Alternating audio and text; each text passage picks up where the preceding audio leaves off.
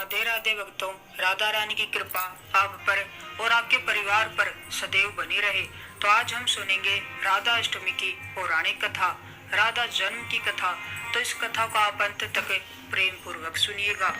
ब्रह्म वैवर्त पुराण की कथा के अनुसार श्री कृष्ण भक्ति के अवतार देवर्षि नारद ने एक बार भगवान सदाशिव के श्री चरणों में प्रणाम करके पूछा, हे महाभाग, मैं आपका दास हूँ।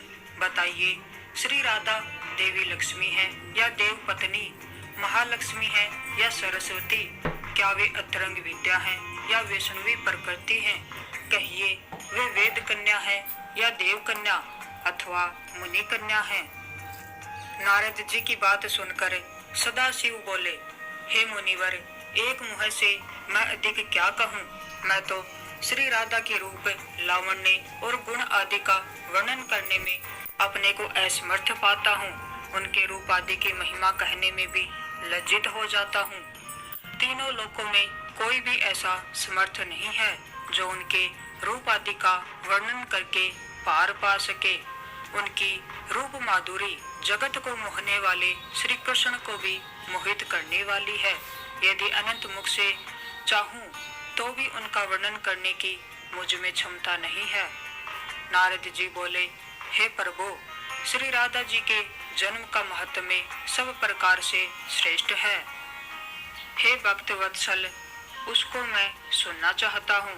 हे महाभाग, सब व्रतों में श्रेष्ठ व्रत श्री राधा अष्टमी के विषय में मुझको बतलाइए। श्री राधा जी का ध्यान कैसे किया जाता है, उनकी पूजा अथवा स्तुति किस प्रकार होती है, यह सब मुझसे कहिए। हे सदाशिव, उनकी चर्या, पूजा विधान तथा अर्चन विशेष सब कुछ मैं सुनना चाहता हूँ। आप बतलाने की कृपा करें। शिव जी बोले, वृषभानुपुरी के राजा वृषभानु महान उदार थे। वे महान कुल में उत्पन्न हुए तथा सब शास्त्रों के ज्ञाता थे। अणिमा, महिमा आदि 8 प्रकार की सिद्धियों से युक्त श्रीमान और उदार चेता थे। वे सेमी, कुलीन, सदिचार से युक्त तथा श्री कृष्ण के आराधक थे। उनकी भार्या श्री कीर्तिदा थी। वे रूप यौवन से संपन्न थी और महान राजकुल में उत्पन्न हुई थी। महालक्ष्मी के समान भव्य रूप वाली और परम सुंदरी थी। वे सर्व विद्याओं और गुणों से युक्त कृष्ण स्वरूपा तथा महापतिव्रता थी। उनके ही गर्भ में सुभदा भाद्रपद की शुक्लाष्टमी को मध्याह्न काल में राधा जी प्रकट हुई। हे महाभाग, अब मुझसे श्री राधा जन्म महोत्सव में जो भजन, पूजन, अनुष्ठान आदि कर्तव्य हैं उन्हें सुनिए। सदा श्री राधा जन्माष्टमी के दिन व्रत रखकर उनकी पूजा करनी चाहिए। श्री राधा कृष्ण के मंदिर में दौजा, पुष्पमाला, वस्त्र, पताका, तोरण आदि नाना प्रकार के मंगल द्रव्यों से यथाविधि पूजा करनी चाहिए। स्तुति पूर्वक सुवासित गंध, पुष्प, धूप आदि से सुगंधित करके उस मंदिर के बीच में 5 रंग के चूर्ण से मंडप बनाकर उसके भीतर 16 दल के आकार का कमल यंत्र बनाए। उस कमल के मध्य में दिव्य आसन पर श्री राधा कृष्ण की युगल मूर्ति पश्चिम विमुख स्थापित करके ध्यान, पाद्य, अर्घ्य आदि से कर्म पूर्वक भली भांति उपासना करके भक्तों के साथ अपनी शक्ति के अनुसार पूजा की सामग्री लेकर भक्ति पूर्वक सदा संयत चित्त होकर उनकी पूजा करें। चलिए कथा में आगे बढ़ते हैं। राधा जी के जन्म की सबसे लोकप्रिय कथा ये है कि वृषभानु जी को एक सुंदर शीतल सरोवर में सुनहरे कमल में एक दिव्य कन्या लेटी हुई मिली। वे उसे घर ले आए, लेकिन वह बालिका आंखें खोलने को राजी नहीं थी। पिता और माता ने समझा कि वो देख नहीं सकती, लेकिन प्रभु लीला ऐसी थी कि राधा सबसे पहले श्री कृष्ण को ही देखना चाहती थी। अंतः जब बाल रूप में श्री कृष्ण जी से उनका सामना हुआ तो उन्होंने आंखें खोल दी। एक अन्य कथा के अनुसार राधा द्वापर युग में श्री वृषभानु के घर प्रकट होती है। कहते हैं कि एक बार श्री राधा गोलोक विहारी से रूठ गई। इसी समय गोप सुदामा प्रकट हुए। राधा का मान उनके लिए असह्य हो गया। उन्होंने श्री राधा की भर्त्सना की। इससे कुपित होकर राधा ने कहा, सुदामा, तुम मेरे हृदय को संतप्त करते हुए असुर की भांति कार्य कर रहे हो, अंततः तुम असुर योनि को प्राप्त हो। सुदामा कांप उठे, बोले, गोलोकेश्वरी, तुमने मुझे अपने शाप से नीचे गिरा दिया। मुझे असुर योनि प्राप्ति का दुख नहीं है, पर मैं कृष्ण योग से तप्त हो रहा हूँ। इस योग का तुम्हें अनुभव नहीं है, अतः एक बार तुम भी इस दुख का अनुभव करो। सुदूर द्वापर में श्री कृष्ण के अवतरण के समय तुम भी अपनी सखियों के साथ गोप कन्या के रूप में जन्म लोगी और श्री कृष्ण से विलग रहोगी। सुदामा को जाते देखकर श्री राधा को अपनी त्रुटि का आभास हुआ और वह भय से कातर हो उठी। तब लीलाधारी कृष्ण ने उन्हें सांत्वना दी कि हे देवी, यह शाप नहीं अपितु वरदान है। इसी निमित्त से जगत में तुम्हारी मधुर लीला रस की सनातन धारा प्रवाहित होगी, जिसमें नहाकर जीव अनंत काल तक करते करते होंगे। इस प्रकार पृथ्वी पर श्री राधा का अवतरण द्वापर में हुआ। नरग पुत्र राजा सुचंद्र और पितरों की मानसी कन्या कलावती ने 12 वर्षों तक तप करके श्री ब्रह्मा से राधा को पुत्री के रूप में प्राप्ति का वरदान मांगा। फल स्वरूप द्वापर में वे राजा वृषभानु और रानी कीर्तिदा के रूप में जन्मे। दोनों पति पत्नी बने। धीरे धीरे श्री राधा के अवतरण का समय आ गया।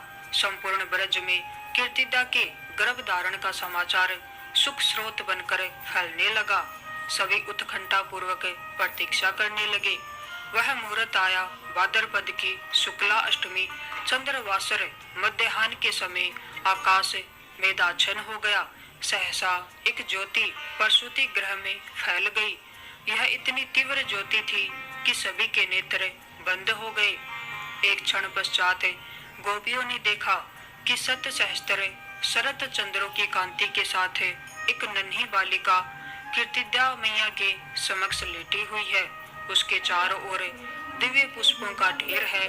उसके अवतरण के साथ नदियों की धारा निर्मल हो गई। दिशाएं प्रसन्न हो उठी। शीतल मंद पवन अरविंद से सौरभ का विस्तार करते हुए बहने लगी।